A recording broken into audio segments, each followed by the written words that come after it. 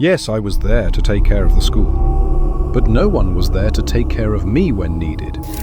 I'm Javier Rodriguez, 38, a head janitor at Palmetto Middle School in a humid slice of Florida.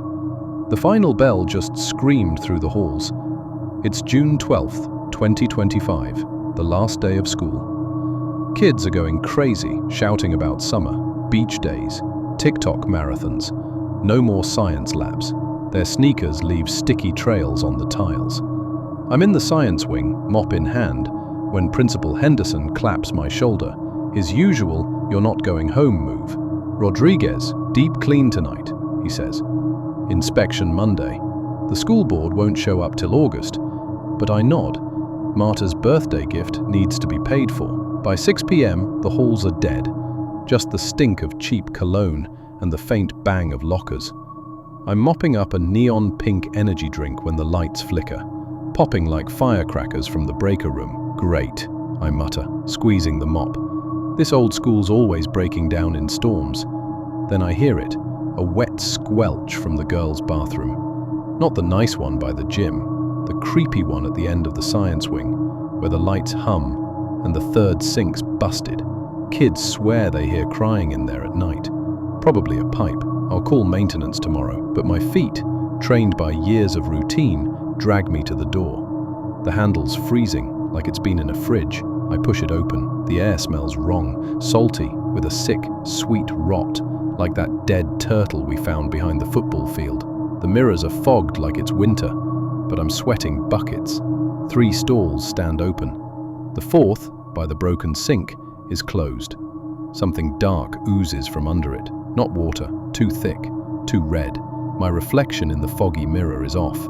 It leans closer, lips moving, whispering words I can't catch over a sudden drip, drip, drip from the stall. My heart's pounding. I should run. Instead, I kick the stall door open.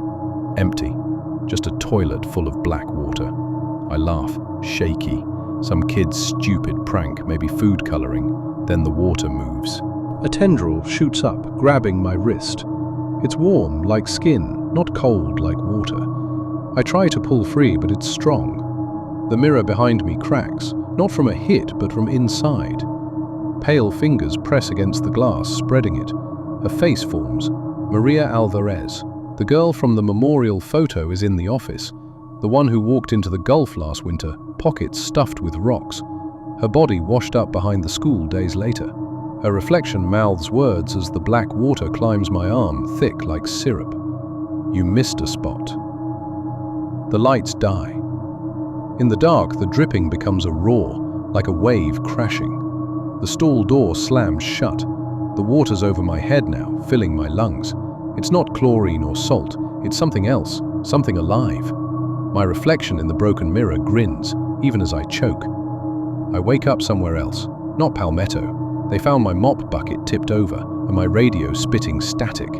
No note, no me, just one wet footprint leading to the custodian closet.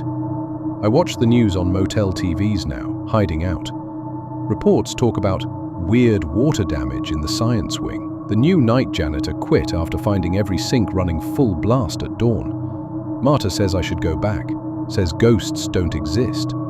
But she didn't see Maria's face in the glass. She doesn't wake up coughing salt water or tasting rot. She didn't hear what the mirrors whispered as the water took me.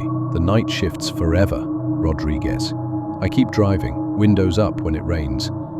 I don't look in dark glass anymore. But sometimes, in the rear view, I see her, Maria, dripping, her eyes black, her grin too wide, whispering my name like an evil dead.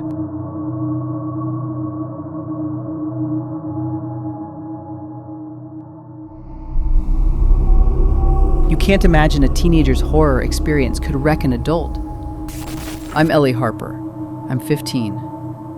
The final bell at Westview Middle School just rang. It's June 12th, 2025, the last day of school. Kids are yelling about summer, bonfires, lake jumps, freedom, but I'm not running out. My backpack's heavy, slung over one shoulder. My sneakers drag on the cracked floor. Something feels wrong. The air's too still, too heavy. It makes my skin crawl. Frankly, I'm not that popular. I'm a quiet girl with messy hair and big glasses. I draw in my notebook at lunch. Dragons, dark forests.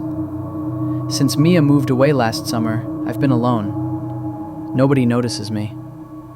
But as I pass the trophy case by the gym, I feel eyes on me. Not from kids, from somewhere deeper in the school, somewhere empty. Mr. Kessler, the janitor, sweeps near the exit. His keys jingle. "Go home, kid," he says, not looking up. I nod, but my feet don't move. A sound stops me. A soft tap, tap, tap, like fingers on a desk. It's from the old wing. Nobody goes there. Kids say it's haunted. They say a teacher died there long ago. I don't believe in ghosts, but my heart's racing. I should leave, but I want to know what's making that sound. I walk down the hall, past old dance posters and a faded map. The tapping gets louder. My hands shake as I reach the old wing's doors. They're supposed to be locked. I push.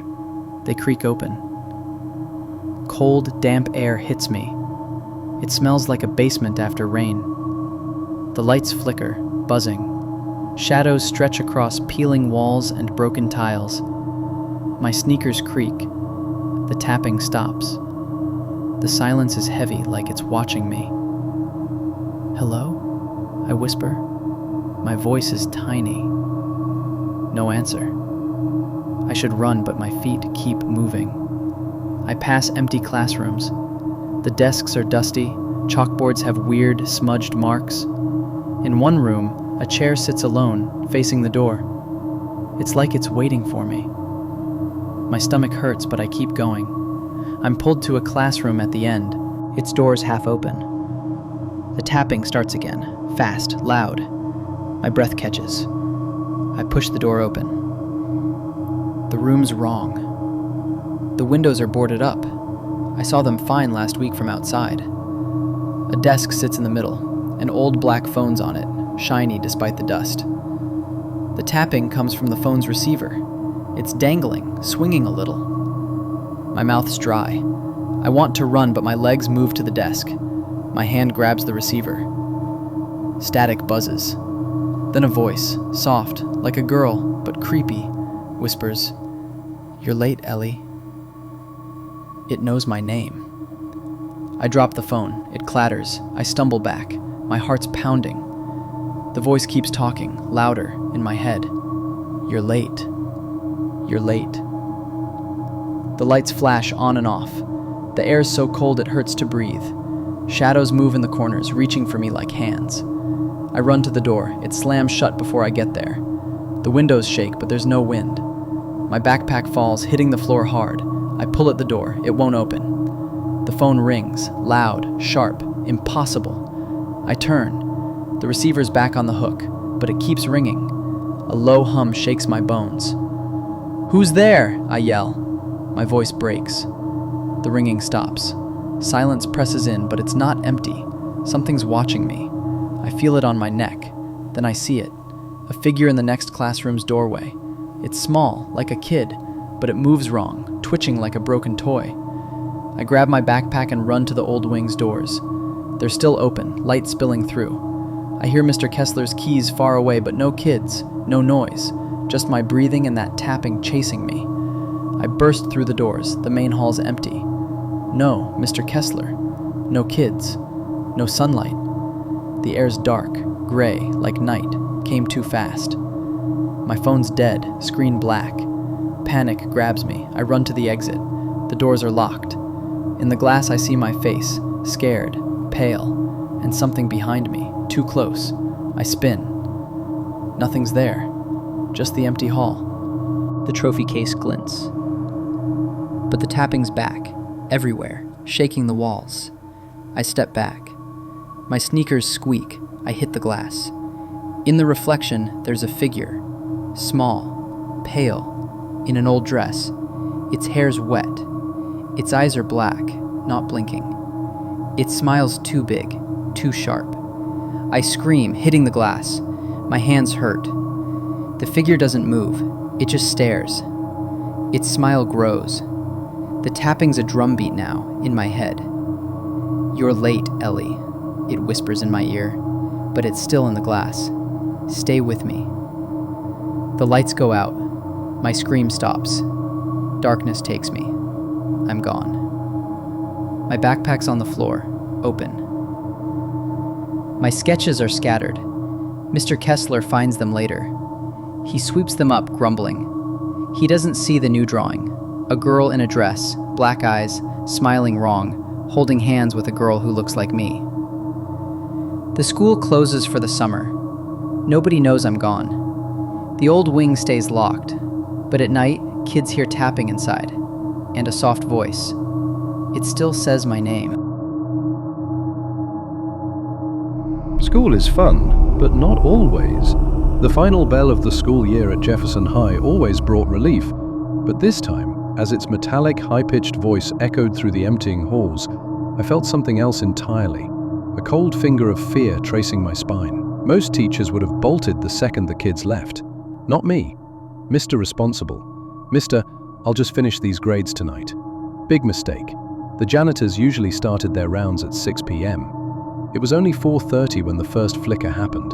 The lights dimmed like the building was taking a deep breath. Then the whispers started. Psst, Mr. C. I spun around. Empty classroom, just the faint scent of copper hanging in the air. You're imagining things, I told myself aloud. The silence swallowed my words whole. Then the intercom crackled to life, making my teeth vibrate. When it cleared, a voice I hadn't heard in months whispered, "You forgot about me." Ethan Miller. My stomach dropped. The quiet kid from the third period. The one who... I squeezed my eyes shut, pushing away the memory of the newspaper headline. Teen fatally struck by 7 train. A wet thud from the hallway snapped my attention back. Something was dragging itself toward my door. I could hear every sickening detail. The squelch of ruined sneakers, the scrape of broken fingernails on linoleum, the occasional wet pop of something dislocating. The door handle began to turn, slowly. Click, click, click. I grabbed the heaviest thing on my desk, an outdated Webster's dictionary, as the door creaked open to reveal nothing. Just an empty hallway, and a single sheet of paper on the threshold, glistening under the emergency lights. I should have left it, but teachers can't resist papers. It's in our DNA. The title swam before my eyes, the letters bleeding at the edges. The paper felt wrong, too thick, too warm, and that smell, like old meat left in a locker too long. Then the dripping started. Plink, plink, plink. I looked up. Ethan clung to the ceiling like some grotesque insect, his broken body twisted in impossible angles. His head lolled to one side, revealing the ruin of his left cheek, the side that had hit the tracks. His remaining eye locked onto mine. "You never graded it." His jaw unhinged with a wet crack, vomiting a stream of black fluid that sizzled as it hit my desk. The stench of rotting meat and subway tunnels filled the room. I tried to run, but my legs were lead. Ethan dropped from the ceiling with a sound like a sack of wet cement hitting the pavement. "You gave me an incomplete." His fingers, cold and waxy, closed around my wrist. I could feel the bones grinding beneath his skin. The walls began to weep. Dark streaks oozed from the cracks, forming words that pulsed like veins. "See me after class, Mr. Collins." Ethan's grin split his face in two as he pressed a rusted subway token into my palm. The metal burned like dry ice. "Extra credit." He gurgled his breath like a reopened grave.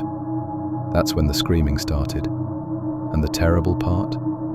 It wasn't mine. They found me unconscious at my desk the next morning. The substitute who discovered me quit on the spot. The doctors called it a nervous breakdown. The school board called it stress leave. But I know what I saw. And every time I pass a subway grate, I hear it. The distant screech of metal on metal, followed by a wet whisper.